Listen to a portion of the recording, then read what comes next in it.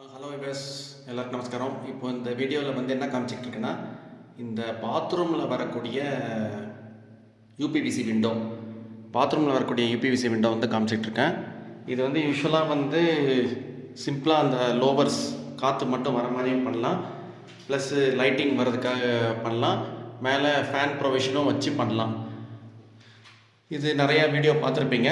So அந்த point இல்லை இப்போ நான் சொல்ல போகிறது. இதில் என்னென்னா, இப்போது இந்த இதில் ஆக்சுவலாக என்ன தப்பு நடந்திருக்குன்னா, லெஃப்ட் சைடில் வந்து ஃபேன் பாயிண்ட் இருக்குது இப்போ நான் காமிக்கிற இடத்துல. ஆனால் இங்கே ரைட் சைடில் போயிட்டு ஃபேன் வர மாதிரி ஃபிட் பண்ணிட்டாங்க. வந்து தப்பாக வந்து செஞ்சு கொண்டு வந்திருக்காங்க. ஆக்சுவலாக இது நோட் பண்ணும்போது கரெக்டாக இதெல்லாம் வந்து நோட் பண்ணாங்க, என்கிட்டேயும் வந்து கன்ஃபார்ம் பண்ணாங்க. இந்த சைடு வருது, இன்னொரு பாத்ரூம் மாறி வருது அப்படின்ட்டு. பட் வரும்போது இப்போ இந்த மாதிரி தப்பு பண்ணிட்டாங்க. ஸோ அதனால் இது வந்து அந்த பாயிண்ட்டுக்கு நேராகவே, அந்த ஃபேன் பாயிண்ட்டுக்கு நேராக அந்த வயரிங் பாயிண்ட் இருந்துச்சுன்னா நம்ம கனெக்ஷன் எடுக்க நீட்டாக இருக்கும். இல்லைனா வந்து வயரை உள்ளே தொங்கிட்டு அசிங்கமாக இருக்கும். ஸோ இந்த ஒரு தவறு வந்து நடந்திருக்கு. இது சொல்லி எப்படியாவது வந்து மாற்ற சொல்லணும்.